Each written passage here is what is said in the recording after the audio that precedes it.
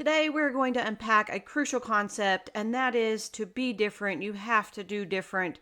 I have talked about this in a previous episode, but I do think it needs to be said again, and we need to go a little deeper. This saying resonates deeply, especially in the realm of healthcare, where many find themselves cycling through the same treatments and expecting different results. Now, let me be clear, I am not entirely against conventional medicine. It has its vital place, providing critical and life-saving interventions.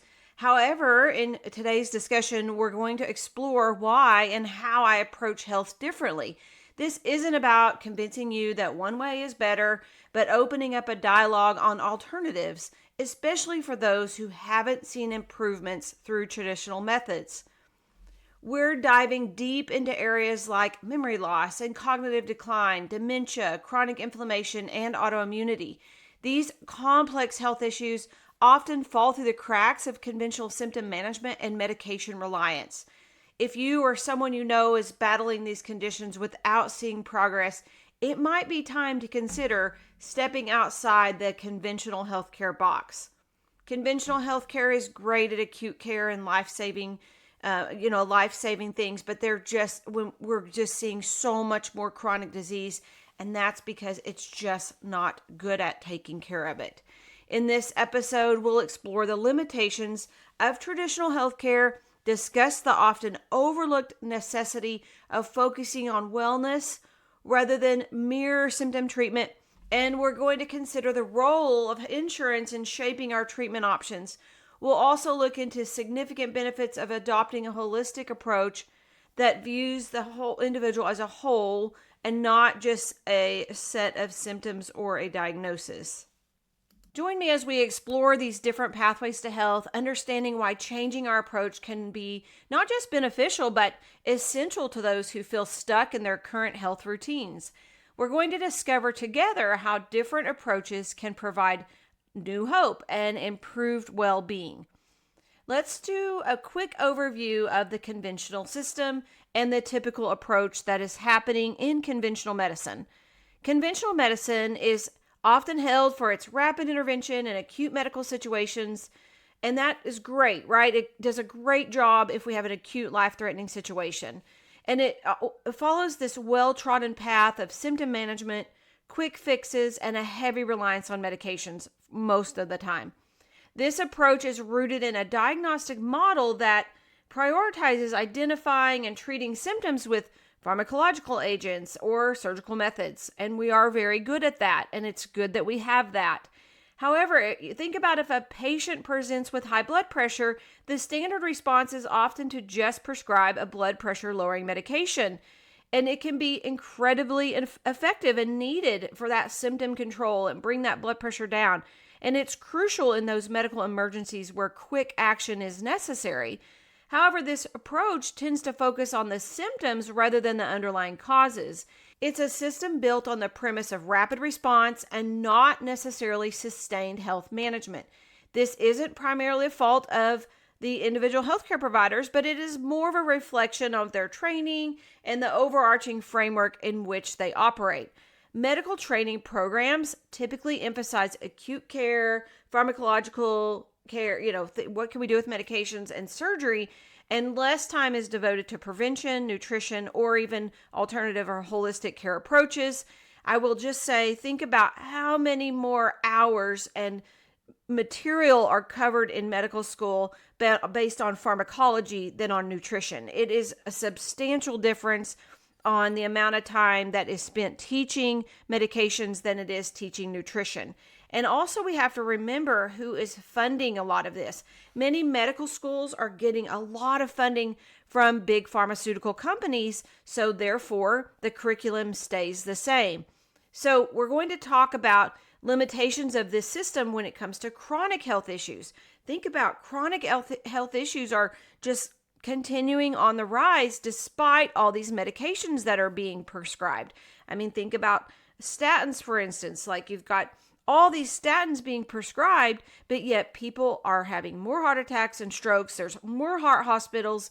It's just unreal how exponentially this is growing. And this conventional model, it's limited, and Especially with dealing with chronic health issues, it is very limited.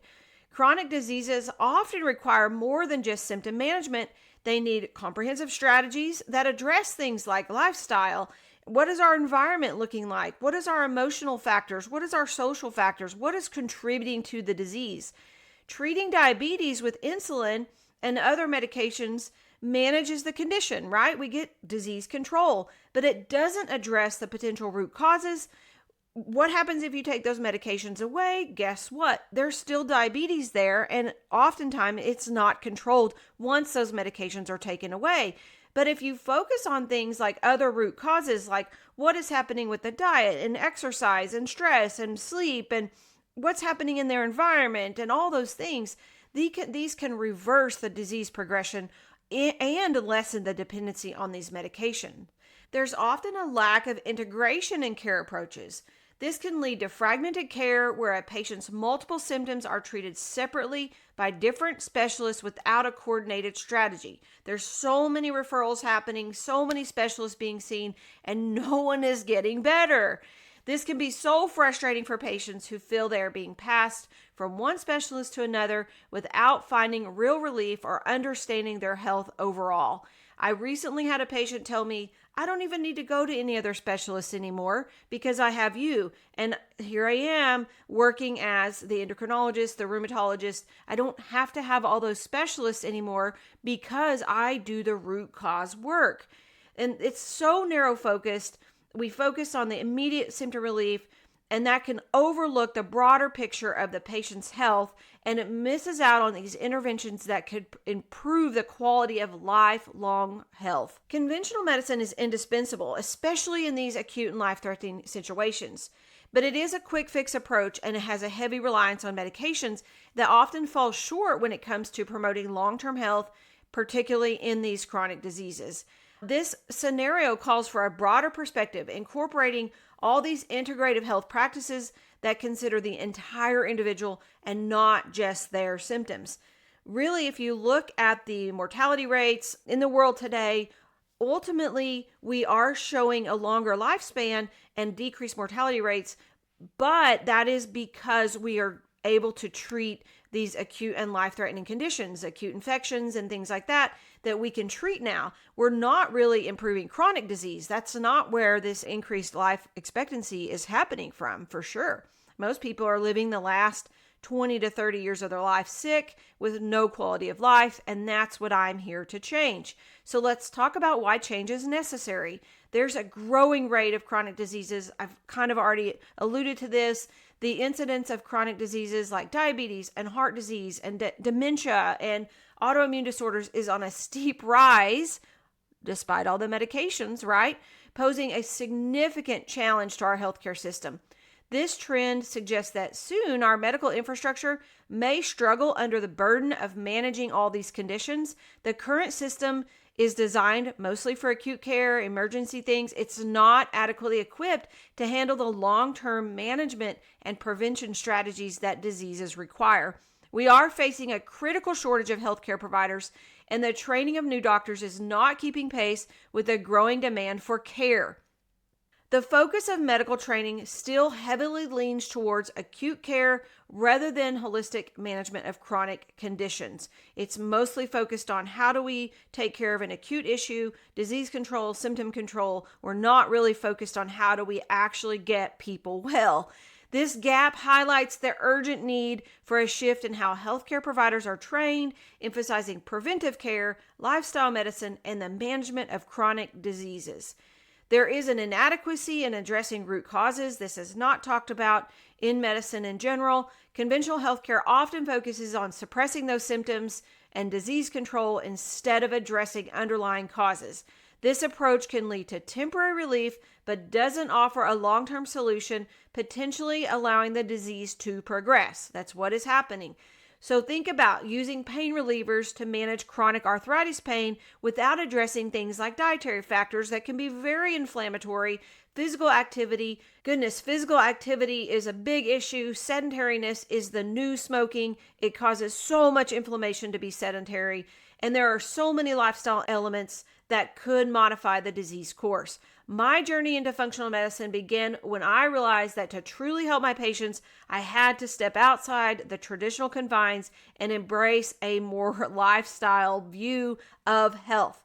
Through further education in functional medicine, I learned to evaluate the roles of gut health and hormone balance, detox pathways, environmental toxins. These are all crucial factors that are often overlooked in conventional training. It's just not taught.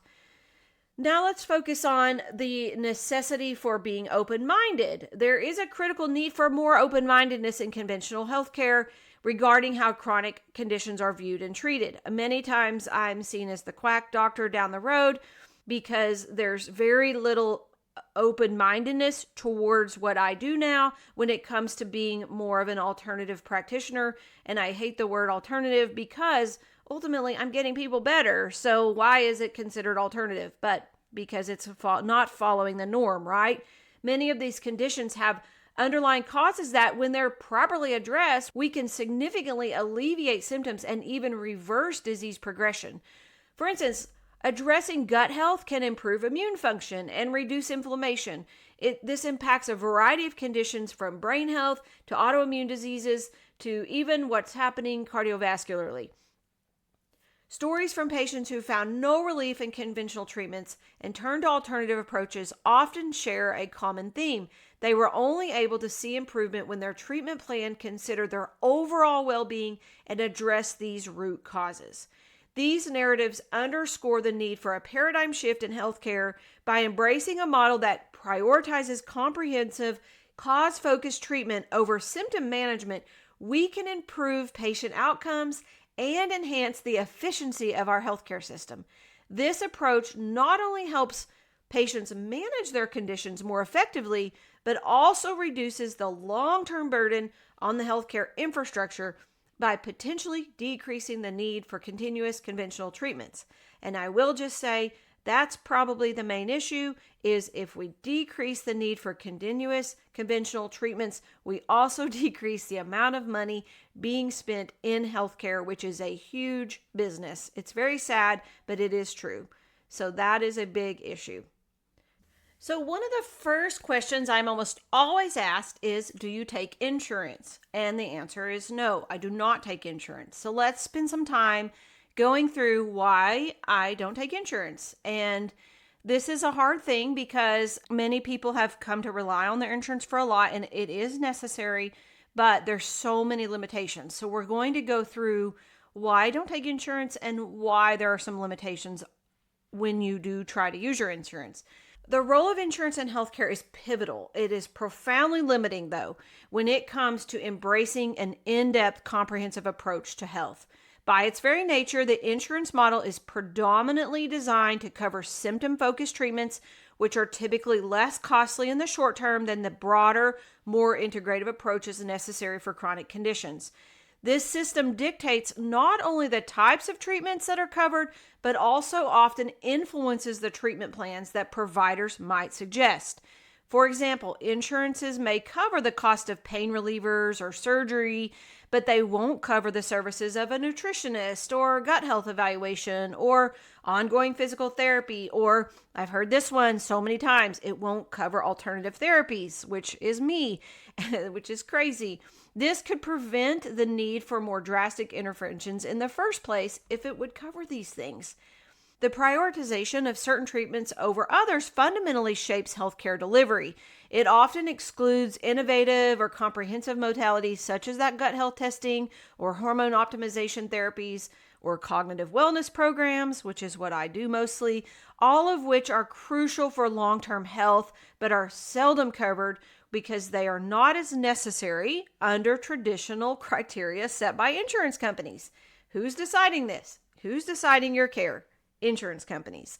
This exclusion not only limits patient options, but also discourages providers from recommending potentially more effective but uncovered treatments due to the financial burden it would impose on their patients. Why are we suggesting things that are expensive over things that are not? Well, that's because it's the healthcare industry is a business and your insurance is a part of that business. We know that they want you to stay sick. That is the problem. And until we get out of that mindset that we don't want to be sick anymore, we are going to stay stuck by this hold on the insurance, okay? So let's talk about the impact of this insurance regulation. Insurance regulations create a significant amount of red tape that can hinder the delivery of comprehensive health care. These regulations often are complex and rigid, requiring providers to follow strict protocols and paperwork that may not always align with the best interests of the patient's health. For instance, the necessity to code every procedure correctly for insurance purposes can divert attention away from patient care, consuming time and resources that could be better spent on patient interaction and treatment planning. There are very strict algorithms that have to be followed if you have a certain health condition. If you're not on this medication, the provider is going to get dinged for it, such as an ACE inhibitor or a statin or a beta blocker. These are things that have to be put into place if you have certain health conditions or the provider does get dinged for it. The approval process that is required by insurance companies for certain treatments can be lengthy and tedious.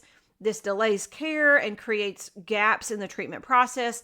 This can be particularly detrimental for those suffering from conditions that require a timely or more integrative approach to prevent progression. The constraints imposed by insurance not only frustrate providers, but they also leave patients feeling helpless and trapped with a system that seems more interested in cost management than in their health outcomes.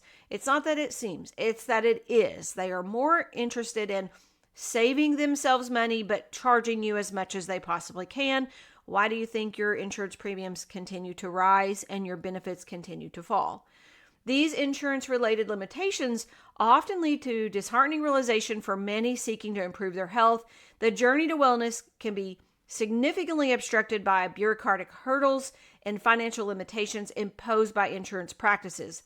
This realization prompts a crucial discussion about the need for a healthcare paradigm that values prevention and holistic care as much as it does acute and emergency care. For those looking to step outside these limitations, understanding the restrictions of insurance and exploring alternative health management strategies becomes essential in the pursuit of health and well-being. Let me give you an example. I charge cash-based contracted pricing for labs in my clinic. My basic panel, which is a panel of 8 different labs, it is my basic panel, but it is not a basic panel because it is much more thorough than you get on an annual routine exam, usually when you go to your doctor. That costs $88, okay? I've had patients that take that same lab order to a local facility and their insurance is billed out over $800 for those labs, okay? $88 to $800. A simple vitamin D level, which by the way, the Endocrine Society is now saying that you don't need to be checking vitamin Ds, which is crazy. So guess what? Vitamin D is going to be covered less and less and less by insurance. So a vitamin D level alone is $20 at my clinic. And guess what? It's charged out at local labs over $260. So if your insurance decides they're not going to cover that vitamin D level, you're going to pay $260 when you could have paid $20. Okay. So it's crazy to me that they're taking something as simple as vitamin D and they're saying, we aren't going to pay for this. Crazy considering how much and how important vitamin D is to your system. But goodness, we're not going to pay for that because guess what? That might make you feel better. It might make you a little healthier. Okay, so that's where I'm at with insurance. It is very limiting on what we can do in healthcare, especially for those that are going beyond disease control and symptom control and really do want to get well. It's very limiting. So now let's truly talk about the difference between sick care and well care. In the healthcare landscape, there exists a fundamental distinction between sick care and well care. Sick care is the model most prevalent today, where the focus is predominantly on treating your symptoms and controlling your disease as it appears. It's very reactive. We wait for illness to manifest before stepping in, and that relies on heavily on pharmaceuticals and invasive procedures to manage these conditions. So Why are we waiting for the illness? We're waiting for labs to go outside standard reference ranges. Why are we waiting on that? Standard reference ranges are based off our sick population. I don't want to be compared to sick people. I want optimal physiology. So we're waiting for labs to go outside of those range before we diagnose a condition. When all we really need to do is look at labs optimally, and we start seeing dysfunction develop before the full disease is present. So we can start addressing things before the disease is there instead of waiting for the disease. So if you're already feeling unwell and you're being told your labs are normal, okay, there's probably some dysfunction there. So well care is a proactive approach. It emphasizes the prevention of illness and the promotion of overall health through comprehensive lifestyle management that includes: where are we at with our diet? How are we doing with activity? Are we sleeping okay? What's our stress look like? Is our gut healthy? Do we need some neural retraining? What about massage therapy or further mental health support, or even other preventive screenings? Or even what is happening in your environment? Are you exposed to a lot of toxins that we need to try to eliminate? Well care aims to maintain an optimal state of health and prevent diseases from developing in the first place. This approach not only helps individuals live healthier, more vibrant lives, but also reduces the long-term costs associated with treating chronic conditions. Again, costs, right? Who's making money off of you being sick? By focusing on preventive measures, such as just being a little more active throughout the day or eating a little bit healthier, we can mitigate the risk factors that lead to serious health issues down the line. Unfortunately, this proactive approach is often undervalued and definitely underfunded in systems dominated by sick care models. Many providers have no training in nutrition. My daughter's in medical school right now. She's discussed already how much she's learning about pharmacology, and nothing is being said about nutrition. And we're also looking at: how do you counsel a patient to eat in a way that supports micronutrient balance in the body? What are some simple strategies that we can put into place to really help somebody have profound shifts in their health? There are so many things that can be done to support health that aren't being done. It could be just a lack of education, but there is also a sense that many think a medication will save them from whatever disease process they're experiencing. We've been trained to think we need a medication. We need this medicine for this condition. We need this diagnosis. We need this medication. We know medications mostly just focus on symptom and disease control, but they don't do anything to actually address the actual reason why someone is sick. Am I against medications? No, not 100%. Are there some medications I don't believe people should take? For sure. But yes, don't just get off your medications without talking to your doctor. But at the same time, realize that medications are part of the entire issue. I want you to think about a tree. The leaves of the tree are everything you're experiencing: diseases, symptoms, the diagnosis that you've been labeled with, all those things. The trunk is what is leading to those things, and that is usually some sort of underlying chronic inflammation. And beneath that are the roots. This is the why for why people have the symptoms or dysfunction or disease that they have. So I often ask my patients, where do you want to work? Do you want to work in the leaves, or do you want to work in the roots? Okay? It doesn't necessarily mean one is better. It just means that it's different. It's going to look different on how people work. Sometimes the leaves are the best thing for a particular patient because at least you are getting some control of their disease processes and maybe helping them to feel a little bit better, but they're not ever going to truly get well, okay? And that's okay for some people. But I want people to really focus on that. The people that are really trying to get healthy, where are we going to work? In the roots or the leaves? We got to work in the roots to get healthy, okay? To get very well. The medical system as a whole is mostly working in the leaves, and that just perpetuates the entire cycle of medication after medication, followed by multiple specialty referrals. It's not a great cycle, and it's spiraling out of control. Does anyone ever feel like that? It's just spiraling out of control. We're getting sicker and sicker despite more advancement in medicine today. Crazy. So focusing on wellness is crucial for achieving and maintaining long-term health. It is a concept that insurance overlooks. Most insurance plans are designed to address and alleviate symptoms once a problem has already arisen rather than providing coverage for the measures that could prevent these from occurring. So your insurance may cover your hypertension medication, but it's not going to cover a dietary program that helps prevent hypertension in the first place. They may cover a high-priced immunomodulator for an autoimmune condition, but they won't cover any type of gut health work, which is likely the underlying issue. They won't cover a cognitive support program, but they will cover a medication that hasn't proven to be effective for cognition. Don't even get me started on how those medications are getting approved when they have such serious side effects, but I digress from that. This discrepancy not only hinders individuals' ability to engage in preventive care, but also perpetuates a cycle of dependency on medications and medical interventions. The necessity of prioritizing wellness over mere symptom management cannot be overstated. Preventive health measures, such as stress management programs, regular fitness activities, neural retraining, cognitive support programs, nutritional counseling, gut health work, these are all essential components of an approach to wellness and to be overall healthy. They empower individuals to take control of their well-being and reduce the risk of chronic diseases. By incorporating wellness-focused practices into everyday life, it can be small things that can lead to profound shifts.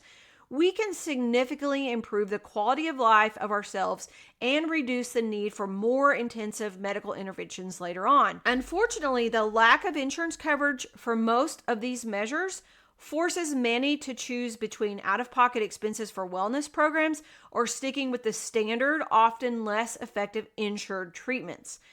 But you got to realize, what do you value? What are you going to value the most? Your health and wellness or staying stuck in this program? You just have to realize what you value and what is your why for what do you want to get better for.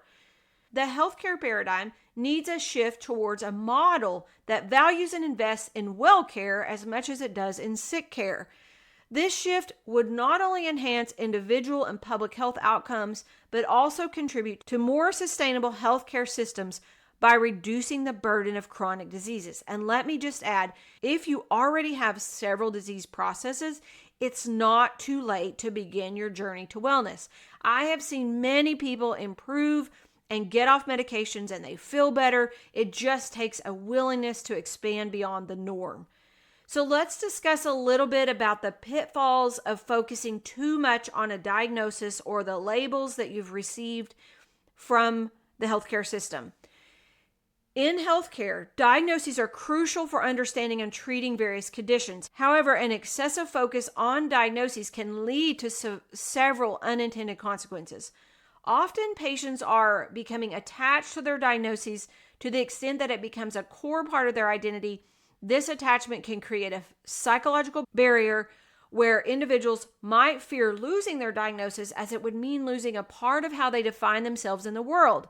Such a mindset can hinder recovery as the focus shifts from overall health improvement to merely managing or living with the disease. When treatment is driven primarily by diagnosis, it can lead to a narrow approach where the symptom becomes the sole focus, overshadowing broader health considerations. This can prevent a comprehensive understanding of an individual's health and wellness, where other underlying factors or potential comorbid conditions might be overlooked. The conventional medical model often exacerbates this issue by structuring treatment plans around specific diagnoses, which can restrict the exploration of alternative therapies that might address these root causes rather than just symptoms. So what's happening is you're getting a diagnosis because the insurance says you have to have this diagnosis to get this treatment or get this lab work or get this radiology, whatever they need, imaging. Your insurance says you have to have this diagnosis, right? And that determines what algorithm you go into to determine what medication you get. So that's a big issue with diagnoses. Yes, it's important, but I often ask people first, what are the diagnoses that you've been labeled with through the years? Because that'll give me a good starting point. And also I can look at a medication list and also tell you what you've been diagnosed with, which, it's just a crazy perpetual cycle. So let's switch more into talking more about these diagnoses and medical labels. And they are useful for treatment protocols, but they can often limit our understanding of health and wellness by creating too narrow of a focus. This narrowness can trap patients in a cycle of dependency on medications and treatments that address the surface of the health issues only.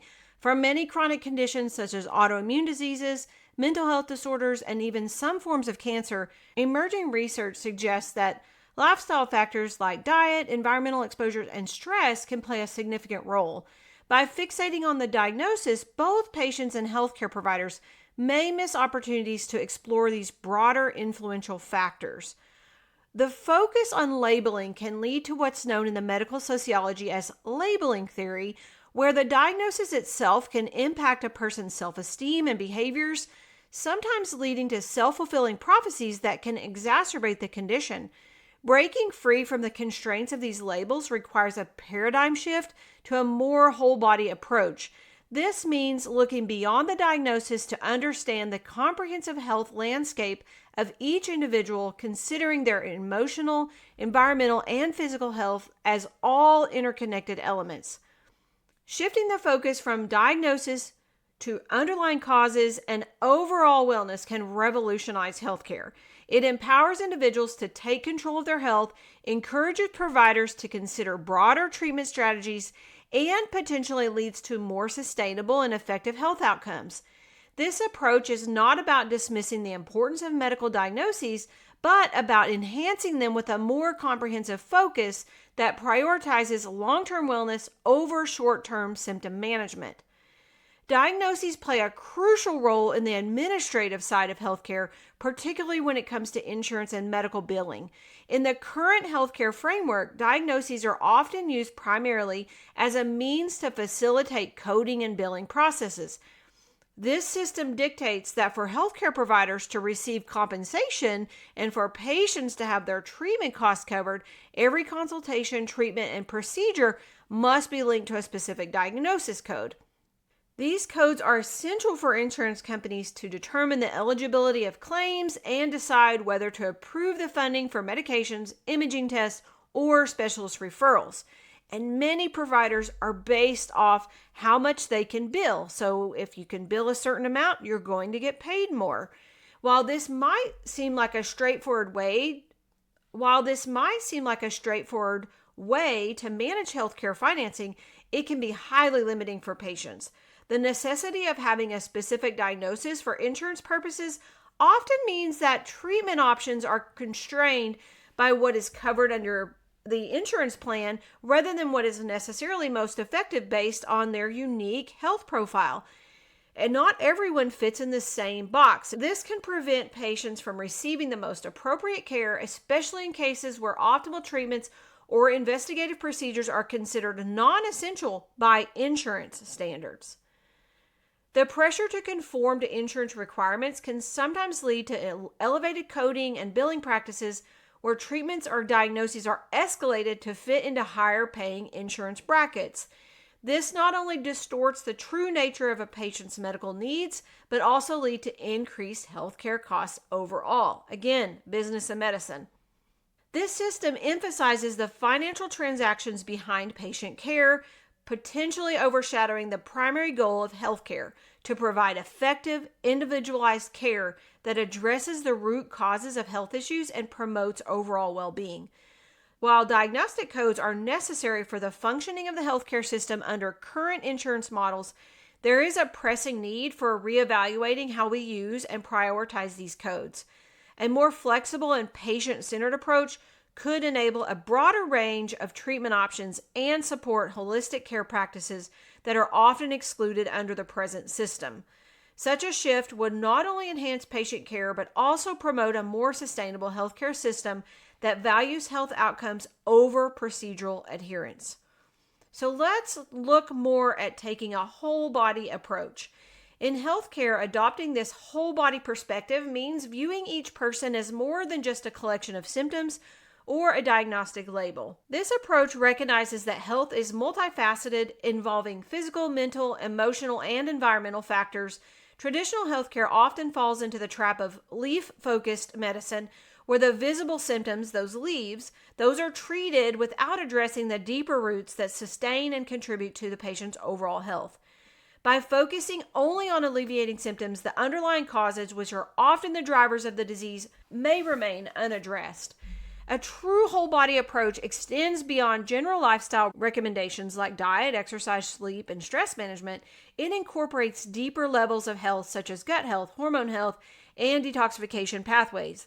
Each of these elements is crucial and interconnected. An imbalance in one can lead to disturbance in another. For instance, poor gut health can lead to hormonal imbalances due to its role in hormone production and regulation, while ineffective detoxification processes can exacerbate both hormonal and gut health issues by allowing toxins to accumulate and cause further systemic problems. So, embracing a holistic perspective enables healthcare providers to develop more comprehensive treatment plans that address the root causes of illness rather than merely managing symptoms.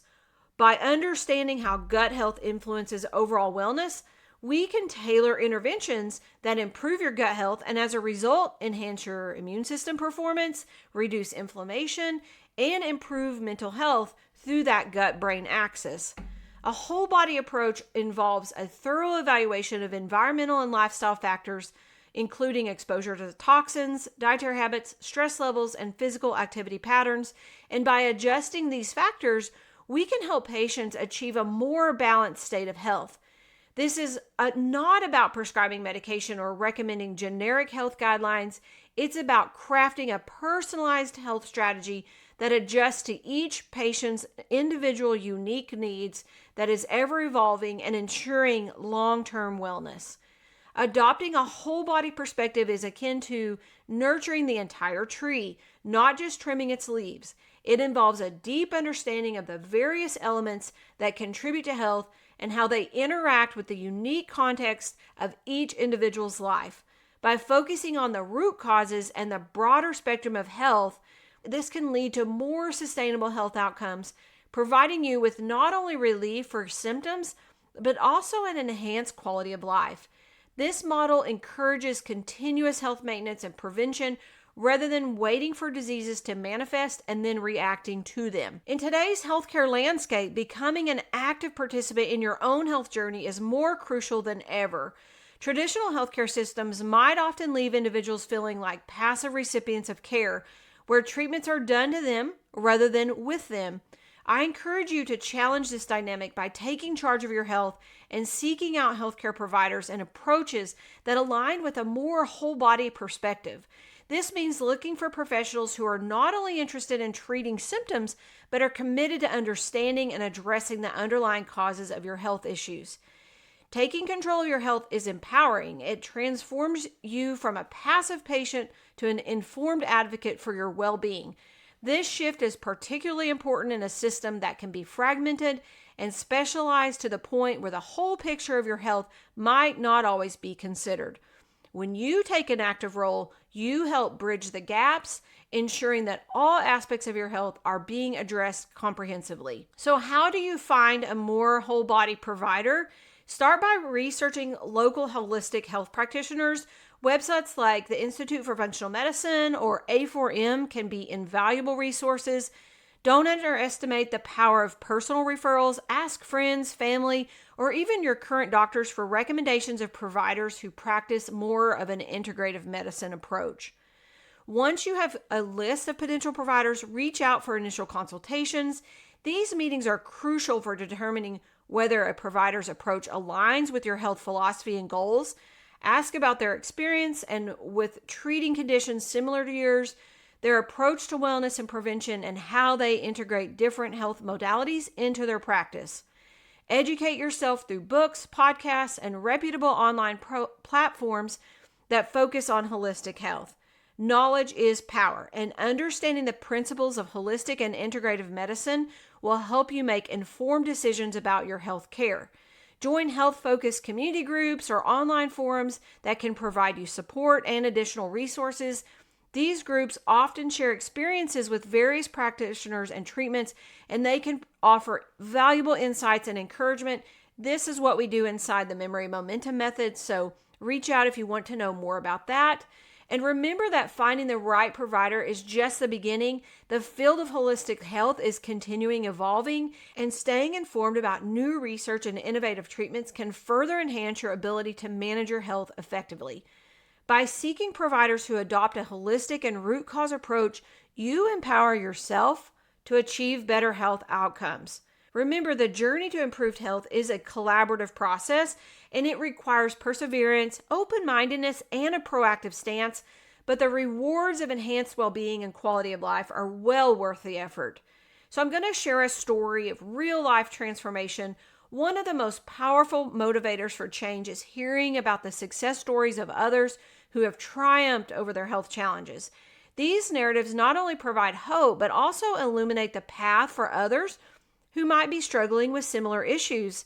And in our journey to understand and embrace these health approaches, the stories of individuals who made significant changes and saw remarkable improvements in their health are particularly compelling. For example, I have a patient who decided to take a leap of faith and join my cognitive wellness program. Facing cognitive decline, which was a condition many resigned to as inevitable fate, he chose not to accept the status quo that conventional healthcare often imposes. Instead, he was open to exploring new approaches that go beyond traditional symptom management. This patient's journey underscores the importance of perseverance and maintaining an open mind to new health paradigms. He was initially hesitant, knowing that stepping outside the conventional healthcare box is often met with skepticism. He embraced the holistic methods proposed, and his treatment plan was comprehensive. It aimed at optimizing micronutrients, improving gut health, balancing hormones, and detoxifying his environment. Through comprehensive stool testing, we identified a significant dysbiosis in his microbiome and poor digestive support with digestive enzyme issues, which are often overlooked factors in cognitive health. Addressing these issues through targeted interventions allowed us to treat underlying causes of his symptoms rather than just the symptoms themselves. Just 2 months into the program, the changes he has experienced has been profound. Not only has he seen noticeable improvements in his cognitive function, but his overall enthusiasm for life and health has dramatically increased. He reports feeling more mentally clear and vibrant than he has in years, a testament to the efficacy of addressing health holistically. His story is a beacon for others in similar situations. It demonstrates that the right guidance, a willingness to embrace new approaches, a commitment into comprehensive health practices, significant health transformations are possible. It also serves as a reminder that the journey to better health is continuous and requires an integrative approach that considers all aspects of well-being. These are real-life transformations that I deal with every day, and they are what drive us to continue promoting and developing these holistic health programs. They not only inspire, but also provide tangible proof that stepping outside the conventional healthcare framework can lead to life-changing benefits. So as we wrap up today's episode, it's clear that true health transformation often requires a bold step outside the conventional healthcare system and an openness to embracing holistic approaches. By understanding the limitations of traditional medicine, especially in treating chronic conditions and cognitive decline, and recognizing the constraints imposed by insurance-driven care, we can begin to see why a comprehensive root cause-focused approach is not just beneficial but necessary. Whether it's through improving gut health, balancing hormones, improving detox pathways, or optimizing micronutrients, the journey towards wellness is multifaceted and deeply personal. I encourage you to take charge of your health by seeking out providers who prioritize a whole body approach, preventive care, and to remain open to new methods that may challenge conventional norms. Remember, each step you take towards understanding and addressing the root causes of your health concerns brings you closer to achieving lasting wellness. Thank you for joining me on this episode of the Anchor to Wellness Show. Together, let's anchor ourselves to a life of vibrant well-being. Until next time, take care, stay curious, and embrace the journey to holistic vitality. Stay anchored and stay well.